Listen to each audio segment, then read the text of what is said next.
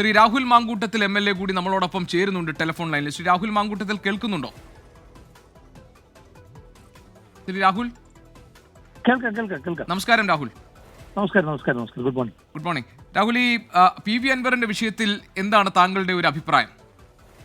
സത്യത്തിൽ PV അൻവറുമായി ബന്ധപ്പെട്ട ചോദ്യങ്ങൾ എന്തുകൊണ്ടാണ് UDF-നോട് ഉണ്ടാകുന്നതെന്നുള്ള കൗതുകമാണ് 2-3 ദിവസമായി ഞാൻ പങ്കുവച്ചുകൊണ്ടിരിക്കുന്നത്. PV അൻവർ തലവേദന സൃഷ്ടിക്കുന്നത് അത്രയും CPM-നും LDF-നുമാണ്. അവിടെ തെരഞ്ഞെടുപ്പ് ഉണ്ടാകുന്നത് എങ്ങനെയാണ്? ഈ തെരഞ്ഞെടുപ്പിൽ ഒരു അൻവർ ഫാക്ടർ ഉണ്ട്. ആ അൻവർ ഫാക്ടർ എന്ന് പറഞ്ഞാൽ എന്താണ്? CPM-ന് വേണ്ടി 9 വർഷക്കാലം പണിയെടുത്ത് എങ്ങനെയാ CPM ആ സീറ്റ് ജയിച്ചത്? CPM പാർട്ടി ചിഹ്നത്തിൽ അവരുടെ പാർട്ടിയുടെ ഏറ്റവും തലമുതിർന്ന നേതാവിനെ മത്സരിപ്പിച്ചിട്ട് ജയിച്ച മണ്ഡലമൊന്നും അല്ലല്ലോ. CPM ഇടതുപക്ഷ സ്വതന്ത്രരായി ശ്രീ PV അൻവറിനെ പോലെ ഒരാളെ മത്സരിപ്പിച്ച് ജയിച്ച മണ്ഡലമാണ്. അവിടെ ബാക്കിയുള്ള കാര്യങ്ങൾ നിങ്ങൾ നോക്കൂ. അവിടെ പാർലമെന്റ് തെരഞ്ഞെടുപ്പ് എടുക്കുമ്പോൾ എത്ര വോട്ടിന്റെ ഭൂരിപക്ഷമാണ് ശ്രീ രാഹുൽ ഗാന്ധിക്ക് കിട്ടിയത്, ശ്രീമതി പ്രിയങ്ക ഗാന്ധിക്ക് കിട്ടിയത്? അപ്പൊ അതൊരു അടിയുറച്ച UDF മണ്ഡലമാണ്. ആ അടിയുറച്ച UDF മണ്ഡലത്തിൽ PV അൻവർ എന്ന് പറയുന്ന ഒരാളെ മത്സരിപ്പിച്ച് അവർ ജയിപ്പിച്ചിട്ട് ഈ തെരഞ്ഞെടുപ്പിലേക്ക് പോകുമ്പോൾ എന്താണ് CPM-ന്റെ രാഷ്ട്രീയം? ഒരു വീട്ടിൽ വോട്ട് ചോദിക്കാൻ ചെല്ലുമ്പോൾ ആ വീട്ടിലെ വോട്ടർ, ഇപ്പൊ ശ്രീ ഗോപികൃഷ്ണനാണ് വോട്ടറെങ്കിൽ ന്യായമായി CPM-ന്റെ ആളുകളോട് നിങ്ങൾ ചോദിക്കുന്ന ചോദ്യം എന്താണ്? 4 വർഷക്കാലം മുൻപ് ഞങ്ങൾ വോട്ട് ചെയ്ത് ജയിപ്പിച്ച ഞങ്ങളുടെ MLA ഇപ്പോൾ എവിടെയാണ്? ആ MLA പറ്റി നിങ്ങളുടെ ഇപ്പോഴത്തെ അഭിപ്രായം എന്താണ്? ആ MLA നിങ്ങളെ പറ്റി ഇപ്പോഴെന്താണ് പറയുന്നത് എന്നുള്ളതല്ല അൻവർ എഫക്ട്. അപ്പൊ അതുകൊണ്ട് ഈ ചോദ്യങ്ങൾ അത്രയും ഉണ്ടാകേണ്ടത് ഇടതുപക്ഷത്തോടാണ്. പക്ഷെ ദൗർഭാഗ്യവശാൽ അത് UDF-നോട് ഉണ്ടാകുന്നു എന്നുള്ളതാണ്. രാഹുൽ മാങ്കൂട്ടത്തിൽ ശരിയാണ്, ചോദ്യങ്ങൾ അവിടെയാണ് ഉണ്ടാവുന്നെങ്കിലും അൻവർ പ്രതികരിച്ചതൊക്കെ UDF-നെ കുറിച്ചാണല്ലോ. ഇപ്പോൾ വസ്ത്രാക്ഷേപം നടത്തി പുറത്തിരുത്തി, പിന്നെ ഞാൻ കാല് പിടിച്ചപ്പോൾ മുഖത്ത് ചവിട്ടി, ഞാൻ എന്റെ മുഖത്തേക്ക് ചെളിവാരി എറിഞ്ഞു എന്നൊക്കെ UDF-നെ കുറിച്ചാണല്ലോ അൻവർ പറഞ്ഞത്. ആയിക്കോട്ടെ, എങ്ങനെയൊക്കെ പ്രതികരിച്ചു എന്ന് പറഞ്ഞാലും ശ്രീ PV അൻവർ UDF-ന്റെ MLA ആയി രാജിവെച്ചയാളല്ലോ. ഇതിനെല്ലാത്തിനും ഞങ്ങൾ മറുപടി പറയാൻ ശ്രീ PV അൻവർ അവിടെ ഞാൻ തുടക്കത്തിലെ സൂചിപ്പിച്ചൊരു കാര്യമുണ്ട്. ശ്രീ PV അൻവർ ഒറ്റയ്ക്ക് മത്സരിച്ചാലും ഇല്ലെങ്കിലും അതെല്ലാം UDF-നാണ് ഗുണം ചെയ്യുക. കാരണം ശ്രീ PV അൻവർ ഒറ്റയ്ക്ക് മത്സരിക്കുകയാണെന്ന് വിചാരിച്ചു. ശ്രീ PV അൻവർ ഒറ്റയ്ക്ക് മത്സരിച്ചാൽ അദ്ദേഹത്തിന് കിട്ടുന്നത് ഒരു വോട്ടാണെന്ന് വിചാരിച്ചു. ഞാൻ അങ്ങനെയൊന്നും എഴുതി തള്ളുന്നല്ല. ഒരു വോട്ടാണ് അദ്ദേഹത്തിന് കിട്ടുന്നതെന്ന് വിചാരിച്ചു. ആ ഒരു വോട്ട് കഴിഞ്ഞ തെരഞ്ഞെടുപ്പിൽ ആർക്ക് കിട്ടിയതാണ്? CPM-ന് കിട്ടിയതല്ലേ. ആ CPM-ന് കിട്ടിയ ഒരു വോട്ടല്ലേ കുറയുന്നത്. മത്സരം ഡയറക്റ്റ് അല്ലേ. CPM-ഉം കോൺഗ്രസും തമ്മിൽ, LDF-ഉം UDF-ഉം തമ്മിലുള്ള നേരിട്ടുള്ള മത്സരമല്ലേ. അപ്പൊ കഴിഞ്ഞ തവണ CPM-ന് കിട്ടിയ ഒരു വോട്ട് കുറയുമ്പോൾ അതിന് അഡ്വാൻറ്റേജ് ആർക്കാണ് കിട്ടുന്നത്? അത് ശരി രാഹുൽ, ആ കണക്കുകൂട്ടൽ ശരി. അങ്ങനെയാണെങ്കിൽ ഈ കണക്കുകൂട്ടലിന്റെ പുറത്താണോ ശ്രീ രാഹുൽ? ഞാനതാ പറയുന്നത്. അല്ല, ഈ കണക്കുകൂട്ടലിന്റെ പുറത്താണോ അൻവർ വേണമെങ്കിൽ പുറത്തിരുന്നോട്ടെ എന്ന് UDF കരുതുന്നത്? ആ വോട്ട് ഞാൻ പറഞ്ഞല്ലോ, ആ വോട്ട് ഞങ്ങൾക്ക് വന്നാൽ അത് CPM-ഉം ഞങ്ങളും തമ്മിലുള്ള വ്യത്യാസം രണ്ടായി മാറും. അതല്ലെങ്കിലും ഒരു വോട്ടിന്റെ വ്യത്യാസമുണ്ട് CPM ഞങ്ങളും തമ്മിൽ. ഇത് വന്നാൽ എന്ത് ചെയ്യും? രണ്ടാകും. ഇതാണ് ഇതിന്റെ പൊളിറ്റിക്സ്. മനസ്സിലായി. അല്ല, ഞാൻ ചോദിക്കുന്നത് അതുകൊണ്ടാണോ നിങ്ങൾ PV അൻവർ വേണമെങ്കിൽ വന്നാൽ മതി എന്നൊരു നിലപാട് സ്വീകരിക്കുന്നത്? അതല്ല, ശ്രീ PV അൻവർ അടക്കം ആർക്കും UDF-ന്റെ പ്രത്യയശാസ്ത്രത്തോട് UDF മുന്നോട്ട് വയ്ക്കുന്ന പൊതു മിനിമം പരിപാടികളോട് യോജിച്ചാൽ ആർക്കും വരാമല്ലോ.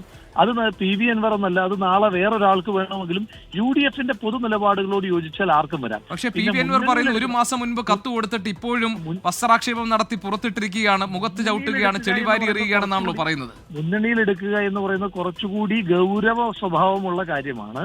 അതിലൊന്ന് കമന്റ് ചെയ്യേണ്ട ആള് ഞാനല്ല. ഇപ്പൊ തൊട്ടു മുൻപ് UDF-ന്റെ കൺവീനർ സംസാരിച്ചു. അദ്ദേഹത്തെ പോലുള്ള മുതിർന്ന UDF നേതാക്കന്മാരാണ് അതുമായി ബന്ധപ്പെട്ട് മുന്നണിയിൽ എടുക്കണമോ വേണ്ടായോ എന്നൊക്കെ തീരുമാനിക്കും. അത് ശരിയാണ് രാഹുൽ, അതിനെനിക്ക് തർക്കമൊന്നുമില്ല. പക്ഷെ ഒറ്റ കാര്യം ചോദിച്ചോട്ടെ, 1 മാസം കൊണ്ട് എടുത്തില്ല എന്നുള്ള പരിഭവം അദ്ദേഹത്തിന് വേണ്ട. കാരണം UDF-നുമായി ബന്ധപ്പെട്ട് നിൽക്കുന്ന എത്രയോ കക്ഷികളുണ്ട്. ഇപ്പോ പാലക്കാട് ജില്ലയിൽ സ്വാധീനമുള്ള ജനതാദളിലെ ജോൺ വിഭാഗം അവരെത്രയോ കാലമായി UDF-നോടൊപ്പമാണ്. പക്ഷെ UDF-ൽ ഒഫീഷ്യലായിട്ട് അവർ മെമ്പർ ആയിട്ടില്ല. അവരെപ്പോഴും പ്രവർത്തിക്കുന്നുണ്ട്.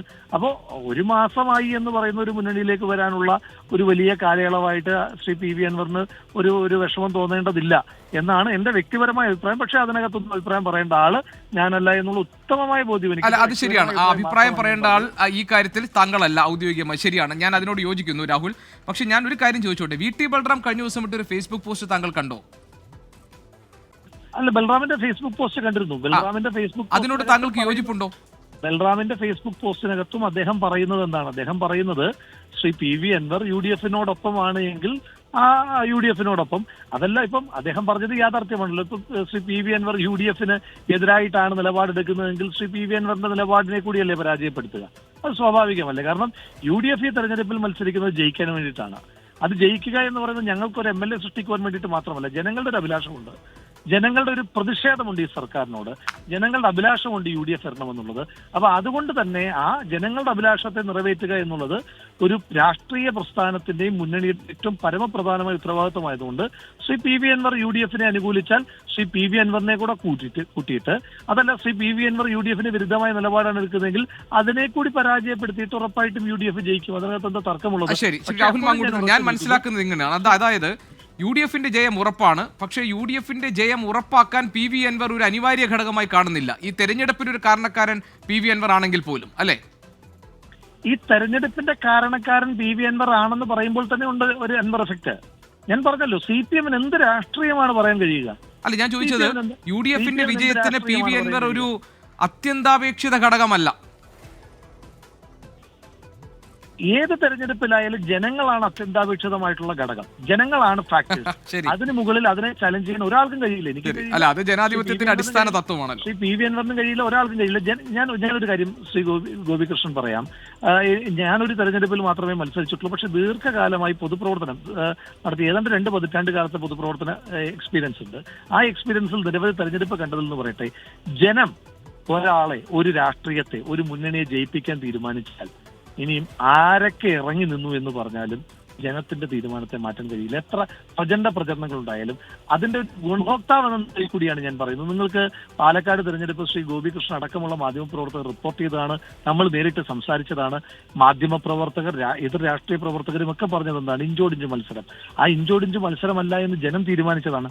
ആ ജനം തീരുമാനിച്ചതിന്റെ ഏറ്റവും വിനയപൂർവ്വമായ റിസൾട്ട് കിട്ടിയിട്ടുള്ള ഒരാളാണ് ഞാൻ. അപ്പൊ അതുകൊണ്ടാണ് ഞാൻ പറഞ്ഞത്, ജനം തീരുമാനിച്ചിറങ്ങിയാൽ, ജനത്തിനൊരു അഭിലാഷമുണ്ടെങ്കിൽ അത് ജയിക്കും.